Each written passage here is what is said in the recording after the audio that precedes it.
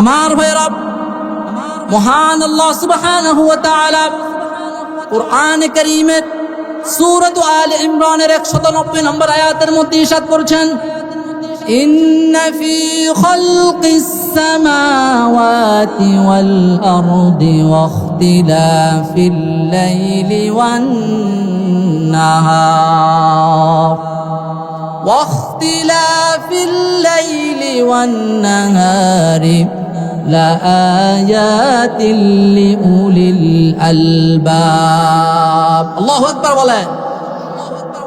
আল্লাহ সুবহানাহু ওয়া তাআলা বলছেন, নিশ্চয় আসমান এবং জমিনের সৃষ্টির ভিতরে ওয়াখতিলাফিল লাইলি ওয়ান নাহার, রাত এবং দিনের পরিবর্তনের মাঝে লাআয়াতিল লিউলিল আলবাব, জ্ঞানী সম্প্রদায়ের জন্য এতে বহু নিদর্শন রয়েছে। যেরকম সুবহানাল্লাহ। এই আসমান এবং জমিনের সৃষ্টি আমার আল্লাহ সুবহানাহু ওয়া তাআলা কত সুন্দর করে এই আসমান এবং জমিন সৃষ্টি করেছেন। আল্লাহ সুবহানাহু ওয়া তাআলা কোরআনে কারীমের সূরাতুল মুলকের ভিতরে ইরশাদ করেছেন, الذي خلق سبع سماوات طباقا। বাচ্চারা কথা বলিও না, এরা আল্লাহ রাব্বুল আলামিন বলছেন, আমি 7 আকাশকে স্তরে স্তরে সৃষ্টি করেছি। মা তারা ফি খালকির রহমানি মিন তাফাউত, তুমি আমার এই সৃষ্টির ভিতরে দয়াময় আল্লাহ রাব্বুল আলামিনের সৃষ্টির ভিতরে কোনো তফাৎ দেখতে পাবে না, কোনো খুঁত দেখতে পাবে না। ফারজি'ল বাসারা হাল তারা মিন ফুতুর, তুমি তোমার দৃষ্টিকে ঘুরাও, তুমি তোমার চোখকে আকাশের দিকে উঠাও, ওই আকাশের দিকে তাকিয়ে দেখো আমি আল্লাহ যে তোমাদের জন্য আকাশকে সৃষ্টি করে দিয়েছি। একটা নাকি কয়টা? 7টা আকাশকে আমি আল্লাহ রাব্বুল আলামিন তোমাদের উপরে তৈরি করে রেখেছি।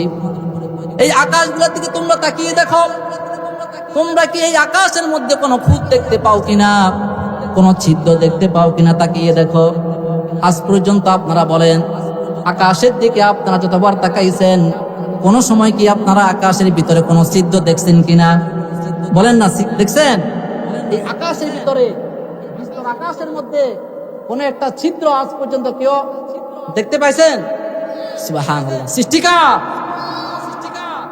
ইন্না ফি খালকিস সামাওয়াত ওয়াল আরদ, এই আসমান এবং জমিন সৃষ্টির ভিতরে আমি আল্লাহ রাব্বুল আলামিন তোমাদের জন্য নিদর্শন রেখে দিয়েছি, কুদরত দেখে দিয়েছি। যেরকম ভাবে আমি আল্লাহ রাব্বুল আলামিন তোমাদের উপর আসমানকে 7 স্বরূপ বানিয়ে দিয়েছি, ঠিক তদ্রূপ তোমাদের পায়ের নিচে আমি আল্লাহ রাব্বুল আলামিন জমিনকেও বিছিয়ে দিয়েছি। যেরকম সুবহানাল্লাহ। আলাম নাজআলিল আরদা মিহাদা, আমি কি এই জমিনকে তোমাদের জন্য বিছানা বানাই দেই নাই? আমার ভাইয়েরা, আমাদের আদি পিতা হযরত আদম আলাইহিস সালাতু ওয়াস সালাম যখন পৃথিবীর মধ্যে আসলেন, সর্বপ্রথম যখন পৃথিবীতে পাও রাখলেন, পাও রাখার পরে তিনি দেখছেন পৃথিবীটা নাড়াচাড়া করতেছে, খেলতেছে, দুলতেছে। হযরত আদম আলাইহিস সালাম আল্লাহর কাছে অভিযোগ করলেন, ওগো আমার আল্লাহ, যদি জমিন এরকম ভাবে নড়তে থাকে, হেলতে থাকে, তাহলে তো আমার পরবর্তী যারা এই দুনিয়ার মধ্যে আসবে, আমার সন্তানরা আসবে, এরা তো বসবাস করতে পারবে না। আমাদের এই জমিনটাকে আল্লাহ রাব্বুল আলামিন পানির উপরে বিছাইছেন। আমাদের জমিনের নিচে কি আছে বলেন? পানি। পানির উপরে আল্লাহ তাআলা আমাদের এই জমিনটাকে বিছিয়ে দিয়েছেন। সর্বপ্রথম যখন একটা নৌকাকে সাগরে নামানো হয় বা পুকুরে নামানো হয়, সাধারণত আপনারা দেখেন এটা কি চলতে থাকে, দেখতে থাকে, নড়তে থাকে। ঠিক আমাদের জমিনটাও এরকম হেলতেছে, দুলতেছে।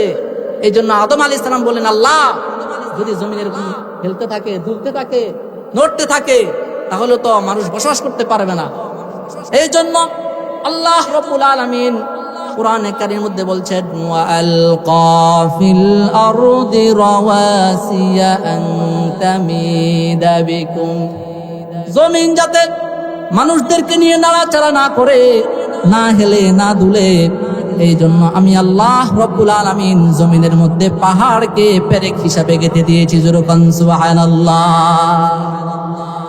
যখন আল্লাহ রাব্বুল আলামিন পাহাড়কে গেঁথে দিয়েছেন জমিনের মধ্যে, জমিন অটোমেটিক স্থির হয়ে গেছে, নড়াচড়া বন্ধ হয়ে গেছে। সুবহানাল্লাহ। ওয়াল জিবালা আওতাদা, আমি পাহাড় সমূহকে জমিনের মধ্যে পেরেক হিসাবে গেঁথে দিয়েছি, যাতে করে তোমরা এই জমিনের মধ্যে সুন্দরভাবে বসবাস করতে পারো, কোনো সমস্যা না হয়। তাহলে আল্লাহ রাব্বুল আলামিন বলছেন এই আসমান এবং জমিনের সৃষ্টির ভিতরে 2 নম্বরে ওয়াখতিলাফিল লাইলি ওয়ান নাহার, দিন এবং রাতের পরিবর্তনের মধ্যে, দিনের পরে রাত আসে, আবার রাতের পরে কি আসে? দিন আসে। শীতকালে অটোমেটিক রাতটা লম্বা হয়ে যায়, গরমকালে আবার ছোট্ট হয়ে যায়। হ্যাঁ, ঠিক না? রাত এখন কি অনেক লম্বা, দিন কি হয়ে গিয়েছে? খাটো হয়ে গিয়েছে। আবার যখন গ্রীষ্মকাল আসে, রাত ছোট হয়ে যায়, দিনটা কি হয়ে যায়? অটোমেটিক লম্বা হয়ে যায়। এই জন্য আল্লাহ তাআলা বলেন ওয়াখতিলাফিল লাইলি ওয়ান নাহার, এই রাত এবং দিনের আবর্তনের মধ্যে, পরিবর্তনের মধ্যে আমি আল্লাহ রাব্বুল আলামিন নিদর্শন রেখে দিয়েছি। কাদের জন্য? আল্লাহ তাআলা বলছেন লা আয়াতিল লিউলিল আলবাব, যারা বুদ্ধিমান, যারা জ্ঞান রাখে, আমি আল্লাহ এই সমস্ত লোকদের জন্য এই সমস্ত কিছুর ভিতরে নিদর্শন রেখে দিয়েছি। জোরে বলেন সুবহানাল্লাহ। আল্লাহু আকবার। আল্লাহ রাব্বুল আলামিন কোরআনে কারীমে আরো বলতেছেন ওয়াজআলনাল লাইলা লিবাসা, আমি আল্লাহ রাব্বুল আলামিন তোমাদের জন্য এই রাতকে পোশাক স্বরূপ বানিয়ে দিয়েছি। দিনের উপরে আমি আল্লাহ রাব্বুল আলামিন অন্ধকারের চাদর ঢেলে দেই, যাতে করে তোমরা নীরবে ঘুমাইতে পারো, নিস্তব্ধে ঘুমাইতে পারো।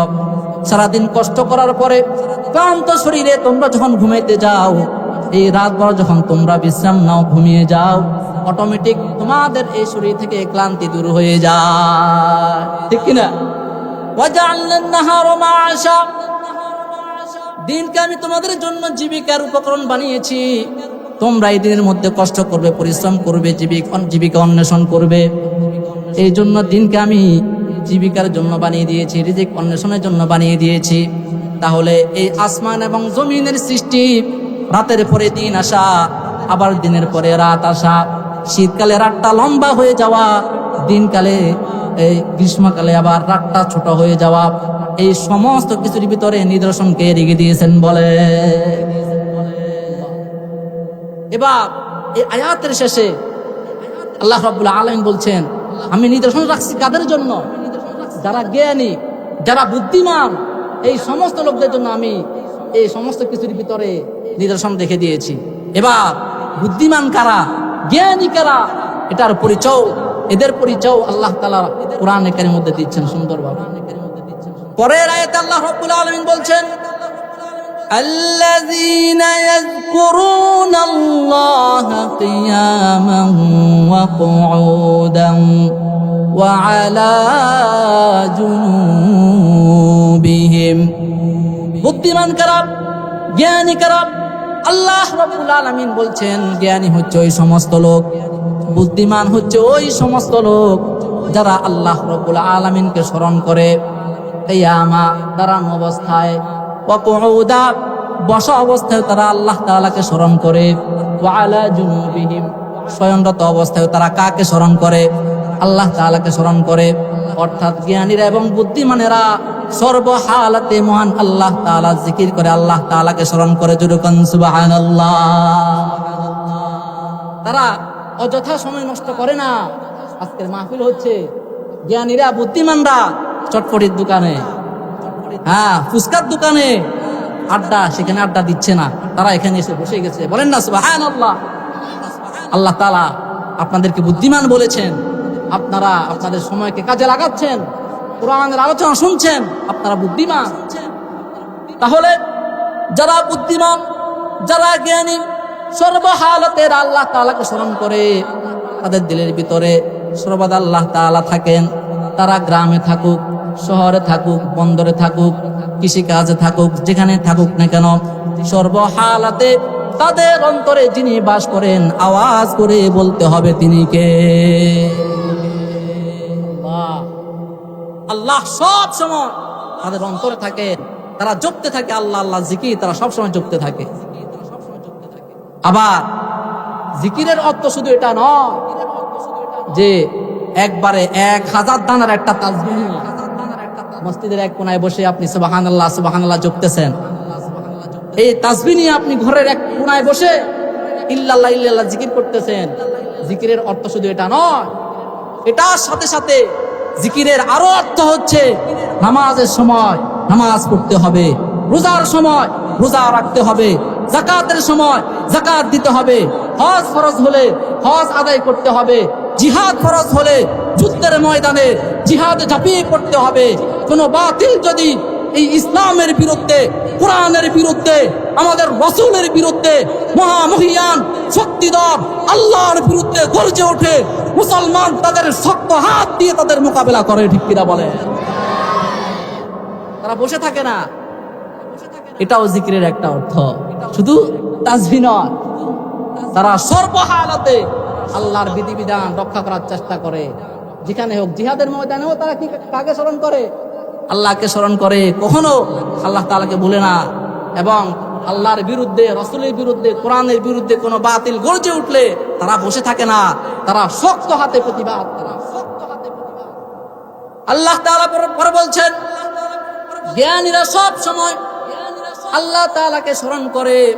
2 নম্বরে তারা যে কাজটি করে, আল্লাহ তাআলা বলছেন, وَيَتَفَكَّرُونَ فِي خَلْقِ السَّمَاوَاتِ وَالْأَرْضِ। জ্ঞানীরা 2 নম্বরে যে কাজটা করে, তারা এই আসমান এবং জমিন নিয়ে চিন্তা ফিকির করে, গবেষণা করে। কত সুন্দর করে আল্লাহ তাআলা এই আসমানকে সৃষ্টি করেছেন, কত সুন্দর করে আল্লাহ তাআলা এই জমিনকে সৃষ্টি করেছেন। এই সমস্ত বিষয়ে চিন্তা ফিকির করে, গবেষণা করে তারা আল্লাহর কুদরতের নিদর্শন খুঁজে পায়, আল্লাহর পরিচয় সহজে পেয়ে যায়।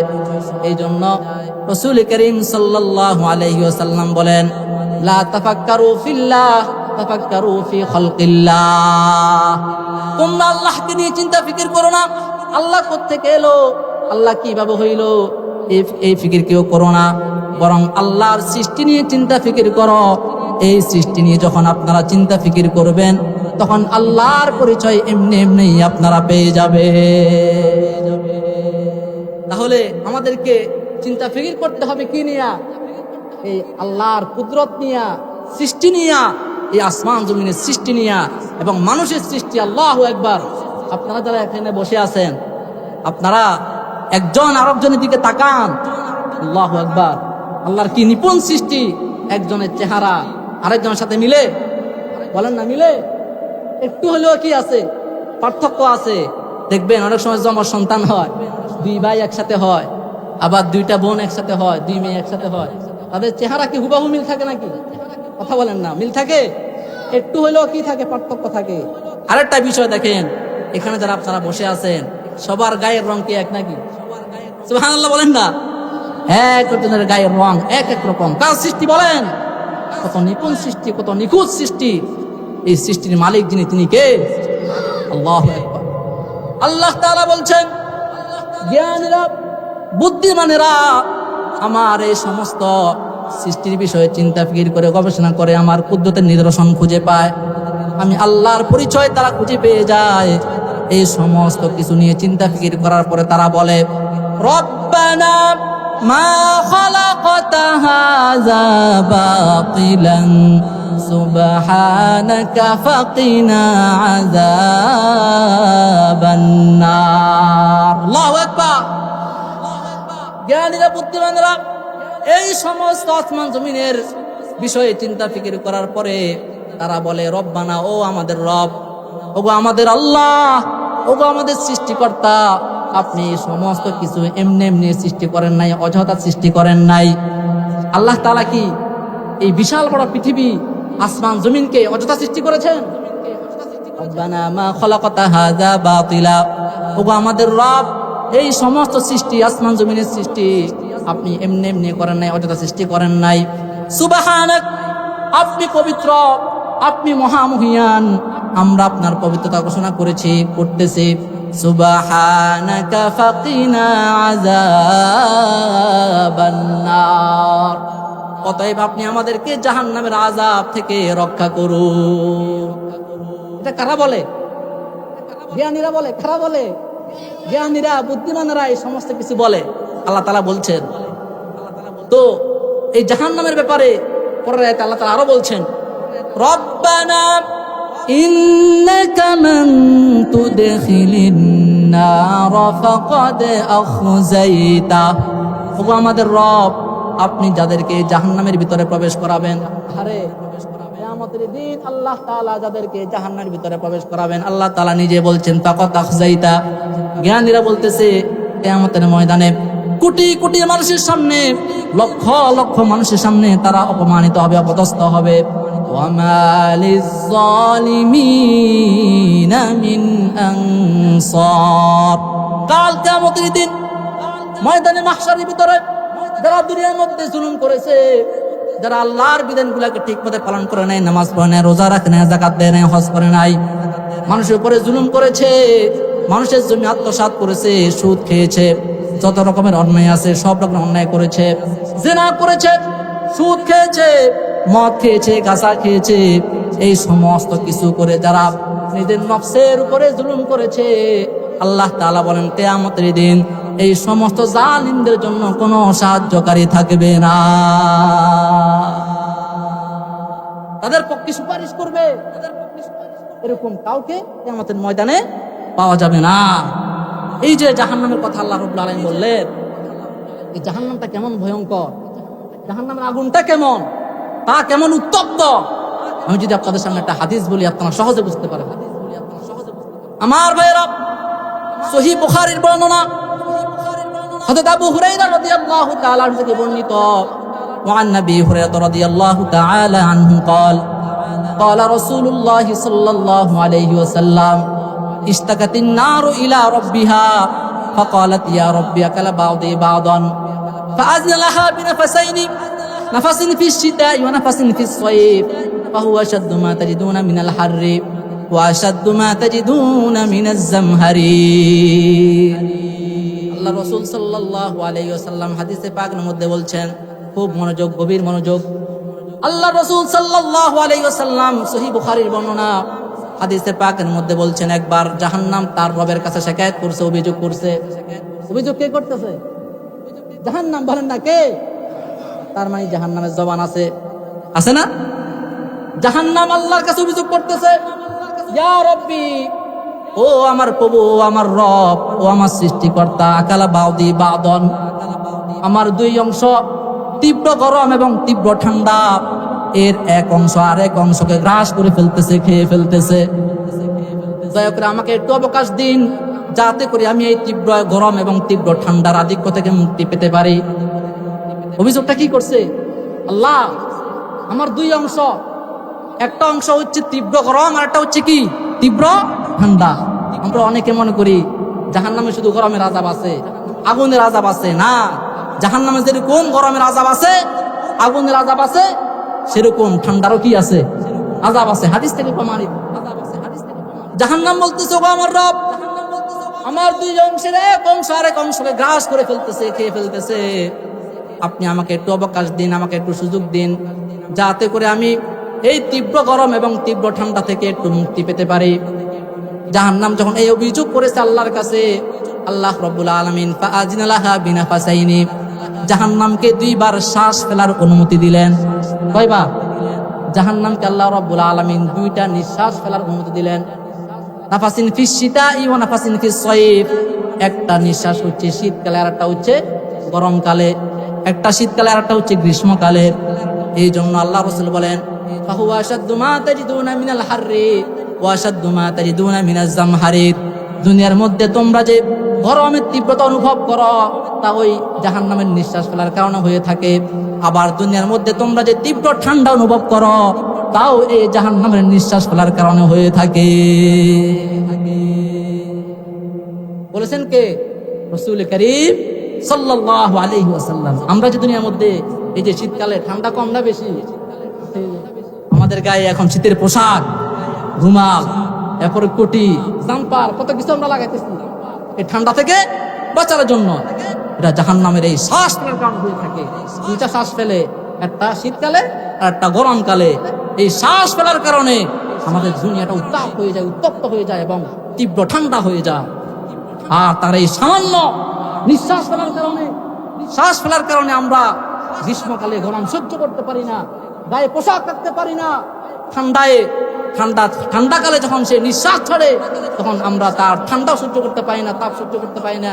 এই শীত থেকে বাঁচার জন্য আমরা মাথায় রুমাল বাঁধি, গায়ে কোটি লাগাই, জাম্পার লাগাই, কত কিছু লাগাই। আমার ভাইয়েরা ও নরপাটির মুসলমান, দুনিয়ার সামান্য এই গ্রীষ্মকালের গরম যদি আমরা সহ্য করতে না পারি, শীতকালে এই সামান্য ঠান্ডা যদি আমরা সহ্য করতে না পারি, তাহলে যখন কিয়ামতের দিন আল্লাহ তাআলা আমাদের জন্য জাহান্নামকে ফয়সালা করে দিবে, সেই দিন আমরা কিভাবে বরদাস্ত করব, সহ্য করব? সামান্য ঠান্ডা শুধুমাত্র সে নিঃশ্বাস ফেলে। আর এই যে নিঃশ্বাসগুলো ফেলে আল্লাহ রাব্বুল আলামিন এটার ভিতরে আবার সহনীয় মাত্রায় দিয়েছেন। একবার যদি সে আবার তার সমস্ত নিঃশ্বাস ছেড়ে দিত, একবারে তার গহীন থেকে এই নিঃশ্বাসগুলো ফেলতো, তাহলে দুনিয়া আমাদের জন্য বসবাসের অনুপযুক্ত হয়ে যেত, আমরা বসবাস করতে পারতাম না। এই জন্য আল্লাহ রাব্বুল আলামিন এই ঠান্ডা এবং গরমের নিঃশ্বাসকে পুরো দুনিয়ার মধ্যে সহনীয় মাত্রায় দিয়েছেন, যাতে করে বান্দাদের কোনো কি না হয়, কষ্ট না হয়, কোনো ক্ষতি না হয়। সুবহানাল্লাহ। আরেক হাদিসে আল্লাহ রাসূল সাল্লাল্লাহু আলাইহি ওয়াসাল্লাম হাদিসে পাকের মধ্যে বলছেন, উকিদা আলান নারি আলফাসানা, জাহান্নামের ভিতরে আল্লাহ তাআলা যে আযাব রেখেছেন, গরমের আযাব, আগুনের আযাব, সেই আগুনটা কেমন? আল্লাহ রাসূল সাল্লাল্লাহু আলাইহি ওয়াসাল্লাম হাদিসের মধ্যে বলতেছেন, উকিদা আলান নারি আলফাসানাতিন হাত্তা ইহমাররাত, জাহান্নামের যে আগুন আছে, আল্লাহ রাব্বুল আলামিন এই আগুনকে 1000 বছর প্রজ্বলিত করলেন, ফলে তার রং লাল হয়ে যায়। কথা বলেন, ফলে তার রং কি হয়ে যায়? 1000 বছর আল্লাহ রাব্বুল আলামিন জাহান্নামের আগুনকে প্রজ্বলিত করেন, ফলে তার রং কি হয়ে যায়? লাল হয়ে যায়। সুম্মা উকিদা আলাইহা আলফাসানাতিন হাত্তা বিয়াদ্দাত, এই 1000 বছর জ্বালানোর পরে আল্লাহ রাব্বুল আলামিন আবার এই জাহান্নামের আগুনকে আরো 1000 বছর প্রজ্বলিত করেন, ফলে তার রং সাদা হয়ে যায়। তার রং কি হয়ে যায়? সাদা হয়ে যায়। সুম্মা উকিদা আলান নারি আলফাসানা, অতঃপর আল্লাহ রাব্বুল আলামিন তৃতীয়বার আবার এই জাহান্নামের আগুনকে আরো 1000 বছর প্রজ্বলিত করেন, ফলে তার রং কালো হয়ে যায়। হাত্তা ইসওয়াদ্দাত, ফলে তার রং কি হয়ে যায়? কালো হয়ে যায়। ফাহিয়া সাউদাউন মুসলিমাতুন, জাহান্নামের আগুন এখন যে অবস্থায় আছে, আল্লাহ রাসূল বলতেছেন তার রং এখন কালো, সে এখন ঘোর অন্ধকার অবস্থায় আছে। জাহান্নামের আগুনকে আল্লাহ রাব্বুল আলামিন 3000 বছর প্রজ্বলিত করছেন, প্রতি 1000-এ তার রং পরিবর্তন হয়েছে। প্রথমে লাল, পরে সাদা, এরপরে কালো, এখন সে ঘোর অন্ধকার অবস্থায় আছে। তাহলে চিন্তা করুন তার উত্তাপটা কেমন। তখন আমাদেরকে জাহান্নামের ভিতরে ফেলা হবে, কোনো বান্দাকে যখন ফেলা হবে, সঙ্গে সঙ্গে তার গোশতগুলো সাথে সাথে শরীর থেকে খসে পড়ে যাবে, হাড্ডিগুলো কয়লার মতো ছাই হয়ে যাবে। এত উত্তাপ, এত গরম এই জাহান্নামের ভিতরে আল্লাহ রাব্বুল আলামিন রেখে দিয়েছে। জাহান্নামে গর্জন করে, সে গর্জন দেয়। আল্লাহ রাব্বুল আলামিন কোরআনে কারিমে বলছেন, ইযা উলকু ফিহা সামিউ লাহা শাহীকান ওয়া হিয়া তাফু, যখনই কোনো দলকে, কোনো ব্যক্তিকে এই জাহান্নামে ফেলা হবে, নিক্ষেপ করা হবে, আল্লাহ রাব্বুল আলামিন বলছেন শাহীকান ওয়া হিয়া তাফু, সামিউ লাহা শাহীকা, তারা এই জাহান্নামের গর্জন শুনতে পাবে। জাহান্নাম উদ্দীরিত, উত্তপ্ত, সে সব সময় গর্জন করতে থাকে। তাহলে আমার বলার মাকসাদ হচ্ছে, আমরা যে দুনিয়ার মধ্যে এই ঠান্ডা এবং গরম অনুভব করি, তা কিসের কারণে হয়ে থাকে বলেন? এই জাহান্নামের নিঃশ্বাস ফেলার কারণে হয়ে থাকে, তাই না? তো আমরা এই শীতকালীন সময়ে, যেহেতু আমাদের মাঝে এখন শীতকাল চলতেছে, আমরা অনেকগুলো ইবাদত করতে পারি, বন্দি করতে পারি, আমল করতে পারি। তো শীতকালীন সময়ে 1 নম্বর আমল হচ্ছে আল্লাহ রাব্বুল আলামিনের এই সমস্ত কুদরত নিয়ে চিন্তা ফিকির করা, আসমান এবং জমিনের সৃষ্টি নিয়ে চিন্তা ফিকির করা। এটা আমাদের জন্য কি 1 নম্বর ইবাদত? বলেন, আমাদের জন্য কি 1 নম্বর ইবাদত? আপনারা মেহেরবানি করে কথা বলবেন না, এখানে কথা বলতে আমার ডিস্টার্ব হচ্ছে।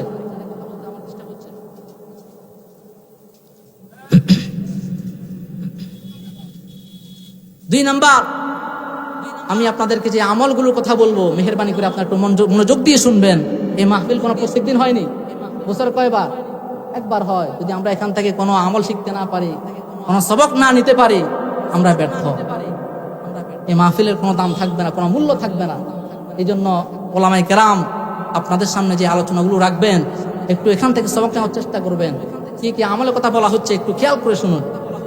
তাহলে 2 নম্বরে আমরা এই শীতকালীন সময়ে যে আমলটা করতে পারি তা হচ্ছে ইসবাগুল ওযু। শীতকালে মানে কি ঠান্ডা না গরম? বলেন না, ঠান্ডা না গরম?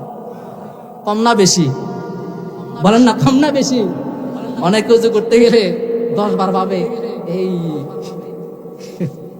হাত দেবো কিনা, ঠ্যাং দেবো কিনা, মাথা মাথা করবো কিনা, ওযু করার আগে গোসল করার আগে কি 10 বার ভাবে। এই শীতকালে পানি খুব ঠান্ডা, এই জন্য অনেকে দেখবে ওযুর মধ্যেও কি করে, চুরি করে। ওযুর মধ্যেও কি করে, চুরি করে।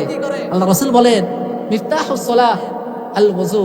যেরকম ভাবে নামাজ এটা জান্নাতের চাবি, আবার নামাজের চাবি হচ্ছে কি ওযু। আল ওযু মিফতাহুস সালাহ, ওযু হচ্ছে নামাজের চাবি। যদি কারো ওযু ঠিকমতো না হয় নামাজ হবে? এই জন্য ওযু পরিপূর্ণভাবে করতে হবে। এই সম্পর্কে সহিহ মুসলিম একটা হাদিস এসেছে। আল্লাহ রাসূল সাল্লাল্লাহু আলাইহি ওয়াসাল্লাম বলছেন, আলা আদুল্লুকুম আলা মা ইয়ামহুল্লাহু বিহিল খাতায়া ওয়া ইয়ারফাউ বিহিদ দারাজাত। আল্লাহ রাসূল সাল্লাল্লাহু আলাইহি ওয়াসাল্লাম সাহাবায়ে কেরামদেরকে উদ্দেশ্য করে বলতেছেন, ও আমার সাহাবীরা, আমি কি তোমাদেরকে এমন আমল সম্পর্কে বলে দিব না যে আমলগুলো করলে আল্লাহ রাব্বুল আলামিন তোমাদের গুনাহসমূহকে মিটিয়ে দিবেন এবং তোমাদের দারাজাতকে, তোমাদের মর্যাদাকে বুলন্দ করে দিবেন? কে বলতেছেন? রাসূল করিম সাল্লাল্লাহু আলাইহি ওয়াসাল্লাম। সাহাবায়ে কেরাম ওনারা আমলের পাগল ছিলেন, আখিরাতের পাগল ছিলেন। দুনিয়াকে তারা তেমন দাম দিতেন না, দুনিয়ার পিছনে পড়ে থাকতেন না। আমরা মানুষেরা 24 ঘন্টা দুনিয়ার পিছনে পড়ে থাকি। সাহাবায়ে কেরাম 24 ঘন্টা আখিরাতের ফিকির করতেন। কোন একটা আমল যখন রাসূলের মুখ থেকে শুনতেন, জবান থেকে শুনতেন, আমল করার চেষ্টা করতেন। আল্লাহ রাসূল যখন এই কথা বললেন, সাহাবায়ে কেরাম বললেন, ক্বালু ইয়া বালা ইয়া রাসূলুল্লাহ, ও আমাদের রাসূল, অবশ্যই আপনি আমাদেরকে সেই আমল বলে দেন। এবার আল্লাহ রাসূল সাল্লাল্লাহু আলাইহি ওয়াসাল্লাম বললেন, ইসবাগুল ওযুই আলাল মাকারিহি। শীতকালে ওযু করা খুব কষ্টের বিষয়, ঠান্ডা পানি দিয়ে ওযু করা যায় না। আল্লাহ রাসূল বলতেছেন, ইসবাগুল ওযুই আলাল মাকারিহি, ওযুকে পরিপূর্ণভাবে করো, কোনো ফাঁক ফুকুর রাখো না, ওদের মধ্যে চুরি করিও না। ইসবাগুল ওযুই আলাল মাকারিহি, কষ্ট হওয়া সত্ত্বেও, অপছন্দনীয় হওয়া সত্ত্বেও ওযুকে পরিপূর্ণরূপে তোমরা কি করো, পরিপূর্ণ করো। ওযুর ভিতরে কোনো ফাঁক ফুকুর রেখো না। বিশেষ করে আমরা যখন ওযু করি আমাদের অনেক জায়গায় কোনই, এরপরে পায়ের গোড়ালির পিছনের অংশ অনেক সময় কি থাকে, শুকনো থাকে। এই জন্য আল্লাহ রাসূল সাল্লাল্লাহু আলাইহি ওয়াসাল্লাম বলছেন, ওয়াইলুল লিল আকাবি মিনান নার। পায়ের গোড়ালির যে অংশটা শুকনো থাকে এটা জাহান্নামের অংশ, এটা জাহান্নামে যাবে। এই জন্য ওযু করার সময় খেয়াল রাখতে হবে, শীতকালে চুরি করা যাবে না। পরিপূর্ণরূপে কি করতে হবে, ওযু করতে হবে। এখন তো আল্লাহর রহমতে কত সুযোগ সুবিধা, মানুষের ঘরে ঘরে এখন এই হিটার পাওয়া যায়, গ্যাসের চুলা আছে, মুহূর্তের ভিতর পানি গরম করা যায়। অনেকের কথা আবার গিজারও আছে, সুইচ দেয় সঙ্গে সঙ্গে কি হয়ে যায়, পানি গরম হয়ে যায়। কত সুযোগ সুবিধা আল্লাহ রাব্বুল আলামিন আমাদেরকে দিয়েছেন। তাও তো অনেকে নামাজ পড়তে চায় না, তাও ওযু করতে চায় না, তাও গোসল করতে চায় না। আরে মুসলমান, আল্লাহ রাসূল বলছেন, কষ্টসাধ্য হওয়া সত্ত্বেও তোমরা ওযুকে পরিপূর্ণভাবে করবে, কোনো ফাঁক ফুকুর রাখবে না। 2 নাম্বার, ওয়াকাসাতুল খুতা ইলাল মাসাজিদ, মসজিদের দিকে তোমরা বেশি বেশি গমন করবে, নামাজ পড়বে। 3 নাম্বার, ইন্তিজারুস সালাতি বাদাস সালাহ, এক নামাজ হয়ে যাওয়ার পরে তোমরা আরেক নামাজের অপেক্ষা করো। আমাদের মধ্যে অনেক মুরব্বীকে দেখবেন, মাশাআল্লাহ আলহামদুলিল্লাহ, ওনারা যখন এক নামাজ হয়ে যায় তারা বসে থাকেন, কোন সময় আরেকটা নামাজ হবে, কোন সময় মাগরিব নামাজ হয়ে গেছে, তারা চিন্তা থাকে কোন সময় আবার এশার আযান দিবে, আমি আবার এশার নামাজ জামাতের সহিত পড়বো। আল্লাহ রাসূল বলেন, যারা এই ফিকিরে থাকে, এক নামাজের পরে আরেক নামাজের জন্য অপেক্ষায় থাকে, আল্লাহ রাব্বুল আলামিন তাদের গুনাহসমূহকে মিটিয়ে দিবেন এবং তাদের দারাজাতকে আল্লাহ রাব্বুল আলামিন দুনিয়া এবং আখিরাত উভয় জাহানে বুলন্দ করে দিবেন। বলেন সুবহানাল্লাহ। আরেকটা ফজিলত বলি, এই যে ওযু করি আমরা দুনিয়ার মধ্যে, যারা শীতকালে ঠান্ডা পানি দিয়ে আপনারা ওযু করেন, অনেকে তো আমরা করি, যেহেতু গরম পানির ব্যবস্থা সব জায়গায় থাকে না। আল্লাহ রাসূল সাল্লাল্লাহু আলাইহি ওয়াসাল্লাম হাদিসে পাকের মধ্যে বলছেন, সহিহ বুখারী এবং মুসলিমের বর্ণনা, আন নবী হুরায়রা রাদিয়াল্লাহু তাআলা আনহু قال قال رسول الله صلى الله عليه وسلم ইন্না উম্মতি ইউদাউনা ইয়াওমাল কিয়ামাতি গুররাম মুহাজ্জালিনা মিন আসারিল wudu ফামান ইসতাতাআ মিনকুম আন ইউতিলা গুররাতাহু ফালইফআল। সহিহ বুখারী এবং মুসলিমের বর্ণনা। আল্লাহ রাসূল সাল্লাল্লাহু আলাইহি ওয়াসাল্লাম হাদিসের মধ্যে বলতেছেন, কিয়ামতের দিন আমার উম্মতকে এমন অবস্থায় ডাকা হবে যে অবস্থায় তাদের ওযুর অঙ্গ প্রত্যঙ্গগুলা নূরের মতো ঝলমল করতে থাকবে। জোরে কোন সুবহানাল্লাহ। সাহাবায়ে কেরাম রাসূলকে প্রশ্ন করেছেন, ইয়া রাসূলুল্লাহ, ইয়া হাবিবাল্লাহ, নবী গো, কাল কিয়ামতের ময়দানে এত কোটি কোটি উম্মত থাকবে, লক্ষ লক্ষ উম্মত থাকবে, মুসা নবীর উম্মত থাকবে, ঈসা নবীর উম্মত থাকবে, নূহ নবীর উম্মত থাকবে, কত লক্ষ কোটি কোটি মানুষ। এই সমস্ত কোটি কোটি মানুষের মধ্যে হতে কারা আপনার উম্মত? আপনি তাদেরকে কিভাবে চিনবেন? সুবহানাল্লাহ কন্যা, আপনি তাদেরকে কিভাবে চিনবেন? এবার আল্লাহ রাসূল সাল্লাল্লাহু আলাইহি ওয়াসাল্লাম বলতেছেন, ও আমার সাহাবীরা, কাল কিয়ামতের ময়দানে সমস্ত উম্মতেরা একটা টিলার মধ্যে থাকবে, আর আমার আখিরি উম্মত যারা হবে এরা আলাদা একটা টিলার মধ্যে বসবাস করবে। জোরে কোন সুবহানাল্লাহ।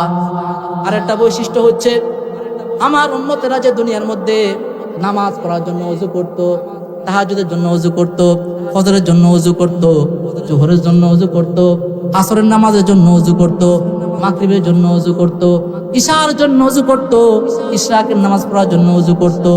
এই ওযু করার কারণে কিয়ামতের দিন আমার উম্মতের ওযুর অঙ্গ প্রত্যঙ্গগুলা দূর থেকে দেখা যাবে, এগুলো আলোর ন্যায় নূরের নয় ঝলমল ঝলমল করতেছে। আমি তাদের এই আলামত দেখেই আমি চিনে ফেলবো, নিশ্চয় সে কি আমার, সে আমার উম্মত। এই জন্য আমাদেরকে বলা হয় লাইটওয়ালা উম্মত। আমরা কি লাইট? কিয়ামতের দিন আমাদের এই হাতগুলা, ওযুর অঙ্গ প্রত্যঙ্গগুলা চকচক করতে থাকবে, ঝলমল করতে থাকবে। যেরকম ভাবে এই যে আজকের এই মাহফিলে এই যে লাইটিং করার কারণে আলোকিত হয়ে গিয়েছে না, এরকম আমাদের এই আলোর কারণে, এই শুভ্রতার কারণে আল্লাহ রাসূল আমাদেরকে চিনবেন এবং চতুর্দিকে আলো হয়ে যাবে। আমাদের একটা আলাদা বৈশিষ্ট্য আমরা উম্মত হিসাবে। আমার ভাইরা, শীতকালে ওযু করতে কষ্ট, গোসল করতে কষ্ট, এই জন্য আমরা অনেক ওযু করতে চাই না, গোসল করতে চাই না। সাহাবীরা কেমন ছিলেন? এই হাদিস তিনি বর্ণনা করেছেন নুআইম বিন আব্দুল্লাহ। তিনি বলেন, রাআইতু আবা হুরায়রা রাদিয়াল্লাহু তাআলা আন, আমি একবার আল্লাহ রাসূলের সাহাবী হযরত আবু হুরায়রা রাদিয়াল্লাহু তাআলা আনহুকে দেখলাম, ইয়াতাওয়াজ্জাউ, তিনি ওযু করতেছেন। চুপে চুপে দেখছেন আর কি। নুআইম বিন আব্দুল্লাহ তিনি বলেন, আমি একবার আবু হুরায়রা রাসূলের সাহাবী, কত বড় সাহাবী, যিনি সবচাইতে বেশি হাদিস বর্ণনা করতেন রাসূল থেকে। তিনি বলেন, রাআইতু আবু হুরায়রা রাদিয়াল্লাহু তাআলা আন ইয়াতাওয়াজ্জাউ, আমি আবু হুরায়রা রাদিয়াল্লাহু তাআলা দেখলাম তিনি ওযু করতেছেন। ফাগাসালা ওয়াজহাহু, তিনি তার চেহারাকে ধৌত করলেন। ওয়ায়াদাইহি হাত্তা কাদা ইয়াবলুগুল মানকিবাইন, দুই হাতকে ধৌত করলেন। আমি দেখলাম তিনি যখন হাত ধৌত করতেছেন একবারে কাঁধ পর্যন্ত ধৌত করতেছেন। কোন পর্যন্ত? কথা বলেন না, কোন পর্যন্ত? আমরা ওযু করার সময় হাত পর্যন্ত ধৌত করি, কোন পর্যন্ত বা বাহু পর্যন্ত একটু পরে। কিন্তু আবু হুরায়রা তিনি ওযু করতেছেন যে আরেকজন দেখতেছে, তিনি যে হাত ধৌত করতেছেন, হাত্তা কাদা ইয়াবলুগুল মানকিবাইন, তিনি দেখতেছেন আবু হুরায়রা ওযু করার সময় হাতকে ধৌত করতেছে কোন পর্যন্ত? কাঁধ পর্যন্ত। কোন পর্যন্ত? কাঁধ পর্যন্ত ধৌত করতেছেন। তিনি আরো বলেন, সুম্মা গাসালা রিজলাইহি, আমি দেখলাম আবু হুরায়রা তার পাওকে ধৌত করতেছেন। হাত্তা রাফা ইলা সাকাইন, পাও যখন ধৌত করতেছে আমি দেখলাম তিনি তার পাওকে ধৌত করতেছেন একবারে হাঁটু পর্যন্ত। কোন পর্যন্ত? আরে কথা বলেন না, কোন পর্যন্ত? হাঁটু পর্যন্ত। হাত ধুতেছেন কোন পর্যন্ত? হাত পর্যন্ত। পাগুলো ধুইতেছেন হাঁটু পর্যন্ত। এরপর আমি তাকে জিজ্ঞেস করলাম, এই আবু হুরায়রা জিজ্ঞেস করতেছে যে আপনি কেন এমন করলেন? ওযু আমরা তো স্বাভাবিকভাবে যেটা করি, হাত ধৌত করি কোন পর্যন্ত, পাও ধৌত করি টাকনু পর্যন্ত, আপনি কেন বাড়ালেন, কেন বৃদ্ধি করলেন?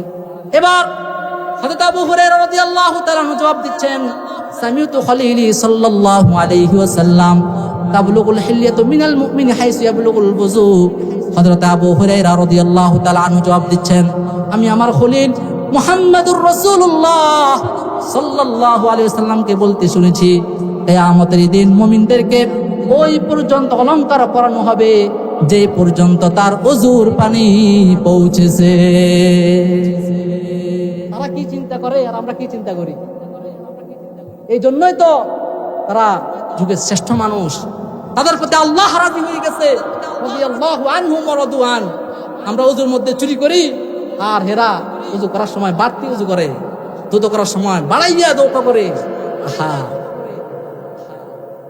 এই জন্য আল্লাহ রাসূল বলছেন ইসবাগুল ওযুই আলাল মাকারিহি, শীতকালে কষ্ট হবে, খাদ্য তো করতে কষ্ট হবে, পাও তো করতে কষ্ট হবে, ওযু করতে কষ্ট হবে, গোসল করতে কষ্ট হবে।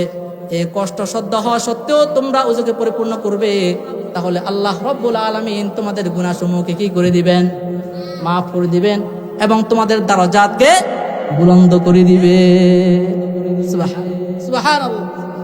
এই জন্য আপনারা ওযু গোসল ঠিকমতো করবেন তো? কথা খান করবেন তো ইনশাআল্লাহ। আল্লাহ আমাদের আমল করার তৌফিক দান করেন, বলেন আমিন। তাহলে কয়টা গেল আমল?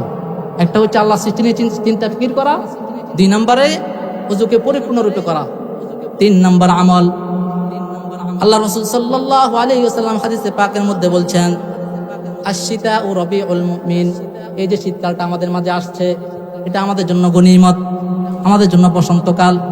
আশ-শিতা ও রবিউল মুমিন, শীতকাল হচ্ছে মুমিনের বসন্তকাল। ফাসনাহারুহু ফাসামা ওয়া তালা লাইলুহু ফাকামা, শীতকালে রাতটা লম্বা হয়ে যায়, দিনটা ছোট হয়ে যায়। এই জন্য মুমিনেরা একটা কাজ করে, 2টা কাজ করে। কয়টা কাজ করে? এই শীতকালে মুমিনেরা 2টা কাজ করে, তারা সময়কে অযথা নষ্ট করে না। রাত যেহেতু লম্বা হয়ে যায়, তালা লাইলুহু ফাকামা, তারা রাত্রে দাঁড়িয়ে যায়, শেষ রাত্রে দাঁড়িয়ে যায়। দিন যেহেতু ছোট হয়ে যায়, ফাসনাহারুহু ফাসামা, এই দিনকে তারা নষ্ট করে না, দিনে তারা কি রাখে? রোজা রাখে। দিনে কি রাখে? শীতকালে দিন ছোট হয়ে যায় না? রোজা রাখা কি কঠিন? আপনি রোজা রাখবেন, কখন যে দিন চলে যাচ্ছে আপনি টেরও পাবেন না। এই জন্য রোজা রাখবেন, বেশি বেশি রোজা রাখবেন, নফল রোজা। বিশেষ করে আমাদের মা বোন যারা আছেন, যারা আমার আওয়াজ শুনতেছেন, অনেক সময় আপনাদের অসুস্থজনিত কারণে রোজাগুলো কি ভাঙ্গা পড়ে যায়। এই শীতকাল আপনাদের জন্য এক গনিমত। আপনারা এই শীতকালে ভাঙ্গা রোজাগুলো রেখে ফেলবেন, কাজাগুলো আদায় করে ফেলবেন। আল্লাহ রাসূল বলেন আল গনিমাতুল বারিদাতু আস-সামু ফি শীতা, শীতকালে ঠান্ডা গনিমত, শীতল গনিমত হচ্ছে রোজা রাখা। এই জন্য মুমিন তারা সময়কে নষ্ট করে না। দিন যখন ছোট হয়ে গেল, মুমিনরা এই দিনকে রোজার জন্য তারা কাজে লাগাই ফেলে। অতলা লাইলুহু ফাকামা, এই রাত যখন বড় হয়ে যায়, মুমিনরা এই রাতকে, বিশাল বড় লম্বা রাত, 7 ঘন্টা 8 ঘন্টা, এই বিশাল লম্বা রাতকে তারা নষ্ট করে না, সারাক্ষণ বিছানার সাথে পিঠকে লাগাইয়া রাখে না, তারা শেষ রাত্রিতে তাহাজ্জুদের জন্য দাঁড়িয়ে যায়। 3 নম্বর আমল হচ্ছে, যেহেতু শীতকাল ছোট হয়ে, দিন ছোট হয়ে যায়, তাহলে মুমিনটা কি রাখবে? রোজা রাখবে। 4 নম্বর হচ্ছে তালাইলুহু ফাকামা, যখন রাতটা বড় হয়ে যায় শীতকালে, আপনারা কি করবেন? একটু তাহাজ্জুদ পড়ার চেষ্টা করবেন। তাহাজ্জুদ পড়লে কি লাভ? আল্লাহ সুবহানাহু ওয়া তাআলা কোরআনে কারীমের মধ্যে বলছেন ওয়া মিনাল লাইলি ফাতাহাজ্জাদ বিহি নাফিলাতাল লাক। মহামহিয়ান আল্লাহ রাব্বুল আলামিন তার হাবিবকে বলতেছেন, ও আমার হাবিব, রাতে কিছু অংশে আপনি তাহাজ্জুদের সালাতের মধ্যে দাঁড়িয়ে যান। নাফিলাতাল লাক, এটা আপনার জন্য অতিরিক্ত ওয়াজিব পর্যায়ে। নবীদের জন্য এই তাহাজ্জুদের নামাজটা কি ফরজ সমতুল্য, আমাদের জন্য এটা অপশনাল সুন্নাত। কিন্তু নবীর জন্য যে মর্যাদা আল্লাহ তাআলা এখানে ঘোষণা করেছেন, তা শুধু রাসূলের সাথে খাস নয়, তা আমাদের জন্য কি হতে পারে। আল্লাহ তাআলা বলছেন তাহাজ্জুদ করলে কি লাভ? আল্লাহ তাআলা বলছেন আসা আইয়াবআসাকা রাব্বুকা মাকামান মাহমুদা, হতে পারে আল্লাহ রাব্বুল আলামিন আপনাকে মাকামে মাহমুদে পৌঁছে দিবেন, অতি প্রশংসনীয় স্থানে আপনাকে পৌঁছে দিবেন, আপনার মর্যাদা বুলন্দ করে দিবেন। নবীর অনুকরণে আখিরি উম্মতের মধ্যে যারা তাহাজ্জুদের নামাজ পড়বে, আল্লাহ রাব্বুল আলামিন তাদেরকেও অতি প্রশংসনীয় স্থান দান করবেন, তাদের মর্যাদাকে আখিরাতের মধ্যে এবং দুনিয়ার মধ্যে কি করে দিবেন? বুলন্দ করে দিবেন। আল্লাহ তাআলা বিশেষ করে আমাদের রাসূলকে বলছেন, আপনি যদি রাতের কিছু অংশে তাহাজ্জুদের সালাতে দাঁড়িয়ে যান, আমি আপনাকে মাকামে মাহমুদের মালিক বানায় দিব, মাকামে মাহমুদে পৌঁছে দিব। এই মাকামে মাহমুদটা কি? কাল কিয়ামতের ময়দানে মাহশারে যখন সকল মানুষ জামায়াত হয়ে যাবে, আল্লাহ রাসূল বলেন আনা সাইয়্যিদুন নাস ইয়াউমাল কিয়ামা, আমি কিয়ামতের দিন সকল মানুষের সর্দার হব। আল্লাহ রাব্বুল আলামিন আমাকে মাকামে মাহমুদের মালিক বানায় দিবেন। এই মাকামে মাহমুদ হচ্ছে একটা সিংহাসন, একটা চেয়ার, যার মালিক হবে একজন, তিনি হচ্ছেন রাসূল করিম সাল্লাল্লাহু আলাইহি ওয়াসাল্লাম। অতি প্রশংসনীয় স্থান, সিংহাসন, একটা চেয়ার, যেটা বরাদ্দ থাকবে কার জন্য? রাসূলের জন্য। কিন্তু আল্লাহ রাসূল সাল্লাল্লাহু আলাইহি ওয়াসাল্লাম এই চেয়ারের মধ্যে বসবেন না, এই সিংহাসনের ভিতরে বসবেন না। যেহেতু আল্লাহ তাআলা রাসূলকে এই মাকামে মাহমুদের মালিক বানাইছেন, আল্লাহ রাসূল শুধুমাত্র এই মাকাম মাহমুদের চেয়ারের উপরে, সিংহাসনের উপরে হাত দিয়ে রাখবেন, বসবেন না। উম্মতের চিন্তায় তিনি কি রাখবেন না? হাত রাখবেন না। ও আমার ভাইয়েরা, ও নরপাটির মুসলমান, কিয়ামতের ময়দানটা কেমন ভয়ঙ্কর হবে! আল্লাহ রাসূল সাল্লাল্লাহু আলাইহি ওয়াসাল্লাম হাদিসে পাকের মধ্যে বলছেন, কিয়ামতের দিন এই সূর্য যেটা তোমরা দেখো, এটা এক বিঘত উপরে চলে আসবে। জাহান্নামকে ৭০,০০০ শিকল ভেদে তাকে কিয়ামতের ময়দানে আনা হবে। কিয়ামতের দিন এই জাহান্নামকে আনা হবে টেনে টেনে। আল্লাহ রাব্বুল আলামিন জান্নাতকে রেখেছেন উপরে, আর জাহান্নামকে রেখেছেন কোথায়? সাত জমিনের নিচে। আল্লাহ রাসূল বলেন, ইন্না জাহান্নামা তাহতা আল-আরদিস সাবিআ। জাহান্নাম হচ্ছে কোথায়? সাত জমিনের নিচে। কিয়ামতের দিন এই জাহান্নামকে আল্লাহ রাসূল বলেন ৭০,০০০ ফেরেশতা শিকল লাগাইয়া এটাকে টেনে টেনে আনবে। আবার এই ৭০,০০০ শিকলের মধ্য থেকে প্রত্যেকটা কড়া, শিকলের মধ্যে কড়া থাকে না?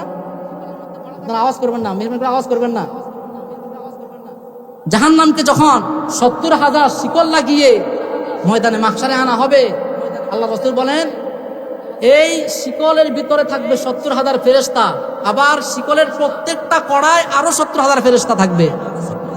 তাহলে বলেন তো জাহান্নাম কেমন? প্রত্যেকটা কড়ায় কড়ায় আরো ৭০,০০০ ফেরেশতা। এই জাহান্নামকে যখন আনা হবে, জাহান্নাম গর্জন দিতে দিতে কিয়ামতের ময়দানে আসবে, ময়দানে মাহশারে আসবে। জাহান্নামের এই গর্জন দেখে, তার আকাশ চুম্বি গর্জন দেখে জিবরাইল আমিন সাইয়্যিদুল মালায়েকা, সমস্ত ফেরেশতাদের সর্দার জিবরাইল আমিন যখন এই জাহান্নামের গর্জন শুনতে পাবে, যখন তিনি দেখবেন ফেরেশতারা ৭০,০০০ ফেরেশতা শিকল লাগাইয়া এই জাহান্নামকে যখন কিয়ামতের ময়দানে আনা হচ্ছে, জাহান্নাম গর্জন দিতে থাকবে।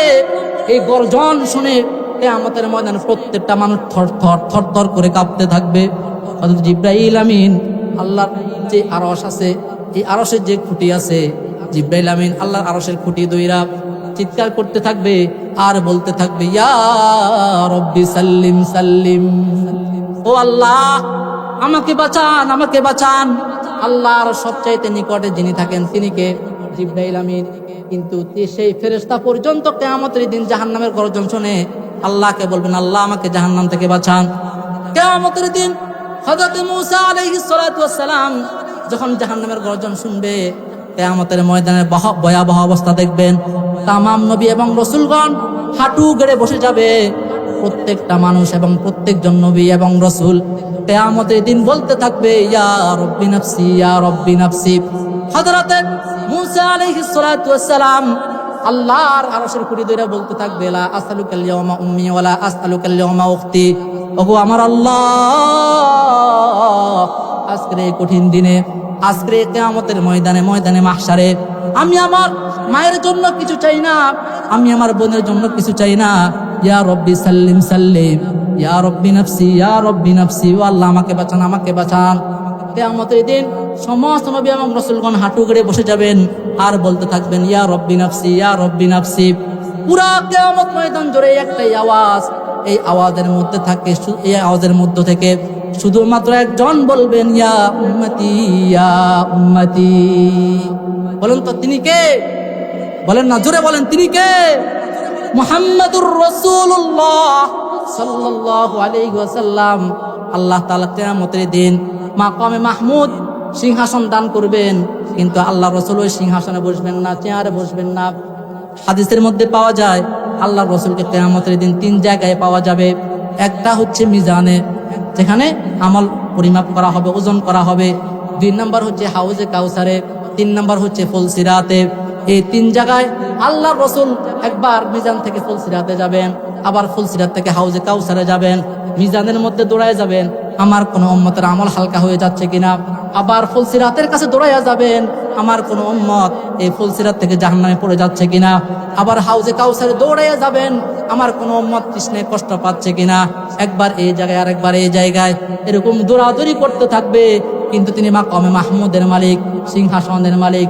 এই সিংহাসনের মালিক হওয়া সত্ত্বেও আল্লাহ রাসূল চেয়ারে বসবেন না, শুধুমাত্র এই চেয়ারের ভিতরে হাতটা দিয়ে রাখবেন, কারণ যেহেতু তিনি মালিক। কিন্তু বসবেন না উম্মতের চিন্তার কারণে, কোন উম্মত জাহান্নামে চলে যায় কিনা, কোন উম্মত ফুলসিরাত থেকে জাহান্নামে পড়ে যায় কিনা। এই জন্য আল্লাহ রাসূল পেরেশান থাকবেন, চিন্তিত থাকবেন। কিয়ামতের ময়দান জুড়ে আল্লাহ রাসূল এরকম ভাবে এক জায়গা থেকে অন্য জায়গায় দৌড়াইতে থাকবে। তিনি হচ্ছেন রাসূল, তিনি হচ্ছেন আমাদের রাসূল, যিনি তার চিন্তা করবেন না, উম্মতের চিন্তা করবেন। ইয়া রব্বি উম্মতি, ইয়া রব্বি উম্মতি। এ সব গুম্বদ ওয়ালে मंजूर दुआ करना, जब वक्त नज़र आए दीदार अता करना। ए नूर खुदा कर आँखों में समा जाना, या दर पे बुला लेना, या ख्वाब में आ जाना। ए सब्ज़ गुंबद वाले मंजूर दुआ करना,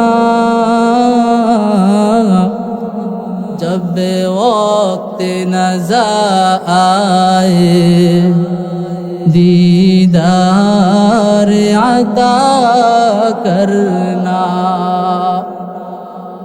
मैं कब्र अंधेरी में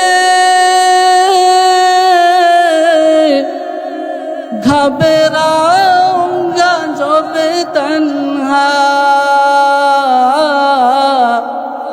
इमदाद मेरे करने आ जाना मेरे आका। रोशन मेरे तुरबत को ए नूर खुदा करना, जब वक्त नज़र आए दीदार अता करना। রাসূলের জন্য আমাদের মায়া আছে কিনা বলেন? যে রাসূল কিয়ামতের দিন প্রত্যেকজন নবী এবং রাসূল পর্যন্ত তারা নফসি নফসি করবে, শুধুমাত্র একমাত্র রাসূল, একমাত্র আমাদের নবী তিনি ইয়া উম্মতি বলবেন। সেই নবীর বিরুদ্ধে যদি কেউ কথা বলে, সেই নবীকে নিয়ে যদি কেউ কটূক্তি করে, আমরা কি ছাড় দিব? আমার ভাইয়েরা, আল্লাহর রাসূল সাল্লাল্লাহু আলাইহি ওয়াসাল্লাম আল্লাহর এই দিনকে প্রতিষ্ঠা করার জন্য, ইসলামকে প্রতিষ্ঠা করার জন্য, আল্লাহর দিকে মানুষদেরকে দাওয়াত দেওয়ার জন্য কত কষ্ট সহ্য করছেন। ইতিহাস খুললে আপনারা পাবেন আল্লাহর রাসূল উহুদের ময়দানে নিজের দান মোবারককে শহীদ করে দিয়েছেন। তায়েফের ময়দানে আল্লাহ রাসূল সাল্লাল্লাহু আলাইহি ওয়াসাল্লামকে দুশমনরা পাথর নিক্ষেপ করেছে। আল্লাহ রাসূল বলেন, ওই সময় আমার পাশে কেউ ছিল না, শুধুমাত্র আমার পালক পুত্র যায়েদ ছিল। আমি যখন তায়েফের ময়দানে মানুষদেরকে ইসলামের দিকে দাওয়াত দেওয়ার জন্য ঢুকলাম, সেই তায়েফের লোকেরা আমাকে পাগল মনে করে আমার দিকে শক্ত শক্ত পাথরগুলোকে নিক্ষেপ করতেছে। পাথরগুলো নিক্ষেপ করার কারণে যায়েদ বিন হারেসা বলেন, আল্লাহ রাসূল সাল্লাল্লাহু আলাইহি ওয়াসাল্লামের শরীর মোবারক থেকে রক্ত টপ টপ করে বের হয়ে পড়তেছে। এক পর্যায়ে রাসূল করিম সাল্লাল্লাহু আলাইহি ওয়াসাল্লাম বেহুশ হয়ে গেলেন। হযরত যায়েদ বিন হারেসা বললেন, ও তায়েফের দুশমনেরা, আমার নবী আর কষ্ট সহ্য করতে পারতেছে না, আর সহ্য করতেছে না, করতে পারতেছে না। তোমরা আর পাথর মারিও না, আর কষ্ট দিও না। তারপরেও দুশমনেরা এই পাথর নিক্ষেপ করা বন্ধ করে নাই। আপনার কিতাবের মধ্যে যদি আপনার ইতিহাস পড়েন পাবেন আল্লাহ রাসূল সাল্লাল্লাহু আলাইহি ওয়াসাল্লামের গায়ে এই পাথরগুলো নিক্ষেপ করার কারণে রাসূলের শরীর মোবারক থেকে রক্ত টপ টপ করে বের হয়ে পড়তে পড়তে ওনার যে পা মোবারক আছে, এই পা মোবারকের যে জুতা আছে, জুতা এবং পায়ের মধ্যে জোড়া লেগে যাওয়ার উপক্রম হয়েছিল। আল্লাহ রাসূলকে তারা এই পরিমাণ কষ্ট দিয়েছে। তারপরেও আল্লাহ রাসূল তাদের জন্য বদদোয়া করেন নাই। বলছেন, জিবরাইল আমিন যখন আসছেন, ইয়া রাসূলুল্লাহ, যদি আপনি অনুমতি দেন তাহলে তায়েফের যে চতুর্পাশে যে পাহাড়গুলো আছে, আপনি আমাকে একবার অনুমতি দিলে আমি এই পাহাড়গুলোকে তাদের উপর চড়াও করে দিব। তারা একবারে পাহাড়ের নিচে ধ্বংস হয়ে যাবে, নিঃশেষ হয়ে যাবে। আল্লাহ রাসূল বলছেন, আল্লাহুম্মা হদি কওমি ফাইন্নাহুম লা ইয়ালামুন। ও জিবরাইল, আমার এই কওম, আমার জাতি, এরা বোঝে না, এরা আমাকে চিনে নাই, আমি কে। যদি এরা আমার পরিচয় জানতো, আমাকে চিনতো, আমার সাথে তারা আজকে এরকম আচরণ করতো না। আল্লাহুম্মা হদি কওমি, আল্লাহ আমার এই কওমকে হেদায়েত দেন। আজকে তারা আমার উপর ঈমান আনে নাই, ইসলামকে কবুল করে নাই, কি হয়েছে? তাদের পরবর্তী প্রজন্ম যখন আসবে তারা আল্লাহর এই দিনকে কবুল করবে, আমার ইসলামকে কবুল করবে। ঠিক আল্লাহ রাসূলের এই দোয়ার কারণে আজকে তাইফের মধ্যে কি কোনো খ্রিস্টান আছে নাকি? কোনো কাফের আছে? কোনো বৌদ্ধ আছে? সবাই মুসলমান হয়ে গেছে আল্লাহ রাসূলের দোয়ার বদল। তো আল্লাহ রাসূল সাল্লাল্লাহু আলাইহি সাল্লাম তাহাজ্জুদের গুরুত্ব দিতেন। আমরা যারা পারি এই শেষ রাতে তাহাজ্জুদ পড়ার চেষ্টা করব, প্রত্যেকেই নফল পড়ার চেষ্টা করব। দেখেন, এই শীতকালে যখন কোনো বান্দা তার এই আরামের বিছানা ছেড়ে, ল্যাপ তোষক ছেড়ে যখন সে তাহাজ্জুদে দাঁড়িয়ে যায়, তাকে দেখে আল্লাহ হাসেন। তাকে দেখে কি করেন? বলেন না, আল্লাহ হাসতে থাকেন। এটা আমার কথা নয়, হাদিসের মধ্যে আসছে। আল্লাহ রাসূল বলেন, রাজুলুন কামা ফি লাইলাতিন বারিদাতিন মিন ফিরাশিহি ওয়া লিহাফিহি ওয়া দিসারিহি। যখন কোনো বান্দা, আল্লাহর কোনো বান্দা এই শীতকালীন সময়ে, প্রচন্ড শীত, শেষ রাত্রে এই কনকনে ঠান্ডার ভিতরে যখন সে ঠান্ডা পানি দ্বারা ওযু করে তাহাজ্জুদের সালাতে দাঁড়িয়ে যায়, আল্লাহ রাব্বুল আলামিন তাকে দেখে হাসতে থাকেন। বলেন যে, এই দেখো, এই আমার এই বান্দা করতেছে কি দেখো। ফেরেশতাদেরকে বলতে থাকেন, ফেরেশতাদেরকে, ও ফেরেশতারা দেখো আমার এই বান্দা কি করতেছে দেখো। হাসতেছেন, মুস্কি মুস্কি হাসেন আর বলেন। এরপরে আল্লাহ তাআলা ফেরেশতাদেরকে উদ্দেশ্য করে বলেন, মা হামাল আবদি হাযা আলা মা সানা। ও ফেরেশতারা, দুনিয়ার মধ্যে সকল মানুষেরা ঘুমায়, আমার সকল সৃষ্টিরা ঘুমায়, সমস্ত প্রাণীরা ঘুমায়, আমার এই বান্দা কিসের জন্যে এই কনকনে শীতের ভিতরে ঠান্ডা পানি দ্বারা ওযু করে নামাজ দাঁড়িয়ে গেছে, কি জন্যে? এবার ফেরেশতারা জবাব দিচ্ছে, ও আল্লাহ, রজা আমা ইনদাক ওয়া শাফকাতাম মিম্মা ইনদাক। ও আমাদের রব, আপনার কাছে যে নিয়ামত আছে, যে জান্নাত আছে, এই জান্নাতের আশায়, এবং আপনার কাছে যে ভয়াবহ আযাব আছে, জাহান্নাম আছে, এই জাহান্নাম থেকে পরিত্রাণের আশায় এই বান্দা কনকনে শীতের ভিতরে ঠান্ডা পানি দ্বারা ওযু করে তাহাজ্জুদের সালাতে দাঁড়িয়ে গিয়েছে। এবার আল্লাহ সুবহানাহু ওয়া তাআলা ফেরেশতাদেরকে ডাক দিয়ে বলেন, ও ফেরেশতারা, তোমরা সাক্ষী থাকো, আমার এই বান্দা আমার কাছে যা চেয়েছে, কদ আতাইতুহু মা রাজা, সে আমার কাছে যে নিয়ামতের আশা করেছে, যে জান্নাতের আশা করেছে, আমি তাকে দান করলাম। ওয়া আম্মানতুহু মিম্মা খাফ, এবং সে আমার কাছে আমার যে জাহান্নামের, আমার থেকে আযাবের ভয়ে সে যে এই তাহাজ্জুদের নামাজ দাঁড়িয়েছে, যে জাহান্নামের ভয়ে, যে আযাবের ভয়ে, আমি আল্লাহ, তোমরা সাক্ষী থাকো, তাকে আমি জাহান্নাম থেকে, আমার আযাব থেকে মুক্ত ঘোষণা করলাম। জোরে বলেন সুবহানাল্লাহ। এই বান্দাকে দেখে যখন সে আরামের বিছানা, এখন তো আমরা করতে চাই না, রাত্রেবেলা তাহাজ্জুদের নামাজ পড়তে চাই না, তো যে বান্দা এরকম উঠে দাঁড়িয়ে যায়, আল্লাহ তাআলা তাকে দেখে হাসতে থাকেন। আর সেই বান্দার কাজ কর্ম দেখে আল্লাহ তাআলা হাসেন, আল্লাহ স্বয়ং নিজে খুশি হয়ে যান। হাদিসের মধ্যে আসছে, যার প্রতি আল্লাহ খুশি হন, আল্লাহ হাসি দেন যার কর্মকাণ্ড দেখে, ফালা হিসাব আলাইহি, কিয়ামতের দিন তার কোনো হিসাব হবে না। আল্লাহ রাব্বুল আলামিন বিনা হিসাবে তাকে জান্নাতে প্রবেশ করিয়ে দিবেন। জোরে বলেন সুবহানাল্লাহ। আমার ভাইয়েরা, এই প্রচন্ড শীতকালীন সময়ে দুঃখের কথা কি বলবো, বর্তমান প্রজন্মের যুবক এবং যুবতীরা, আধুনিক যুগের মুসলমানরা তাহাজ্জুদ পড়া তো দূরের কথা, ফজরের নামাজ পর্যন্ত পড়ে না। আছে না নাই? ফজরের নামাজ পর্যন্ত কি পড়ে না। কারণ কি? ফেসবুক শরীফ, ইউটিউব শরীফ, টিকটক শরীফ তাদেরকে ঘুমাইতে দেয় না। তারা ঘুমায় রাত 12টার পরে, রাত 1টার পরে, 2টার পরে তারা ঘুমায়। ফজরের একটু আগে যখন তাহাজ্জুদের সময় হয় তখন এই প্রজন্মের যুবক এবং যুবতীরা ঘুমায়। সারাটা রাত এই ফেসবুকের ভিতরে, টিকটকের ভিতরে ডুবে থাকে। আর এই ফজরের সালাতেরা ঘুমাবে, একবারে দিনে 10টা বাজে উঠবে। সাহেবও ঘুম থেকে ওঠে না, সাহেবাও ঘুম থেকে ওঠে না, সন্তানরাও কি ঘুম থেকে আমাদের খবর নাই। এটা মুমিনদের কাজ না ভাইয়ের আমার, এটা মুমিনদের কাজ না। এই জন্য আল্লাহ তাআলা বলেন তাতাজাফা জুনুবুহুম আনিল মাদাজি ইয়াদউনা রাব্বাহুম খাওফাও ওয়া তামাআ। যারা মুমিন এদের পিঠটা সব সময় বিছানার সাথে লেগে থাকে না, এদের পিঠ আলাদা থাকে।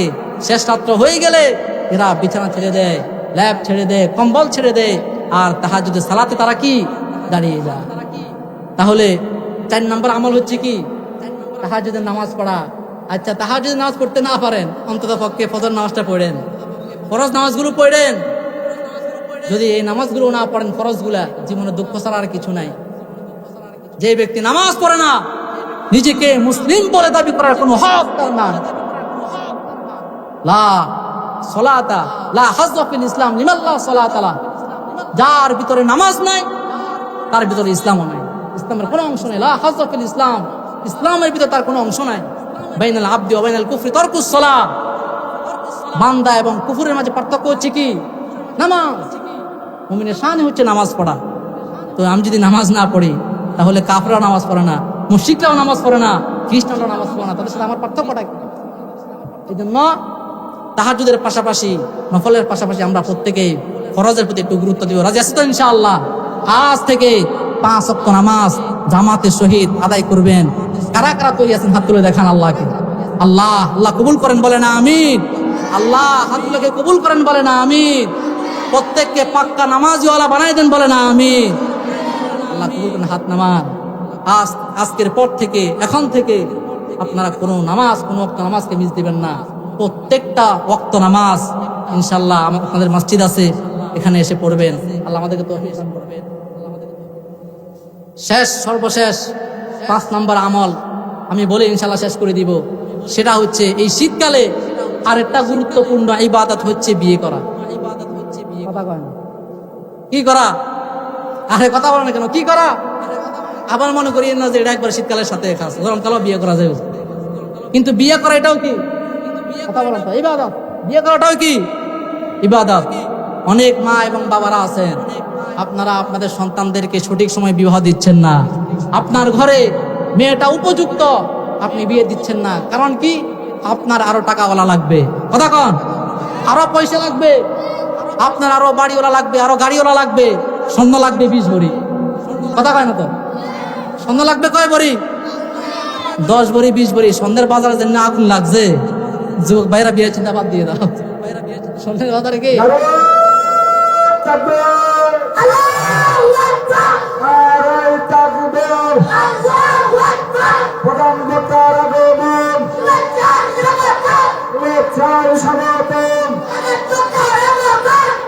ইব্রাহিম খলিল সাহেব সভাপতি, আজনাম রাকসামপুর ইউনিয়ন বিএনপি আমাদের মাঝে এসে উপস্থিত হয়েছেন। আমাদের মাঝে এসে আরো উপস্থিত হয়েছেন জনাব মাস্টার আবু ইউসুফ পণ্ডিত সাহেব, সাধারণ সম্পাদক, আজনাম রাকসামপুর ইউনিয়ন বিএনপি। আমাদের মাঝে এসে আরো উপস্থিত হয়েছেন জনাব আসাদুল্লাহ ভান্ডার মজুমদার সাহেব, সহসভাপতি, আজনাম রাকসামপুর ইউনিয়ন বিএনপি। আমাদের মাঝে এসে আরো এসে উপস্থিত হয়েছেন জনাব আনোয়ার হোসেন সাহেব, সভাপতি 2 নম্বর ওয়ার্ড। আমাদের মাঝে এসে আরো উপস্থিত হয়েছেন জনাব ইমরান হোসেন সাহেব। আমাদের মাঝে এসে আরো উপস্থিত হয়েছেন জনাব তাজুল ইসলাম সাহেব, বিশিষ্ট সমাজসেবক, নরপাটি যুগিপা। আমাদের মাঝে এসে আরো উপস্থিত হয়েছেন জনাব নাসির হোসেন বাবুল, নরপাটি যুগিপা। আমার ভাইরা, আজকের এই মাহফিলের মধ্যমণি তিনি এসে গেছেন। আমি ইনশাল্লাহ একটু পরেই শেষ করে দিচ্ছি। তো বলতেছিলাম যে বিয়ের কথা, তো মেয়েদেরকে বিবাহ দেয় না কেন? টাকার কারণে। আরো টাকা লাগবে, আরো গাড়িওয়ালা লাগবে, আরো বাড়িওয়ালা লাগবে, আরো সন্ধ্যা লাগবে, এই জন্য বিবাহ দিচ্ছে না। কিন্তু 2 দিন পরে দেখা যায় এই মেয়েটাই 2 দিন পরে দেখা যায় পার্কে গিয়ে পাড়ার অন্য ছেলের সাথে ঘুরতেছে। কথা কন?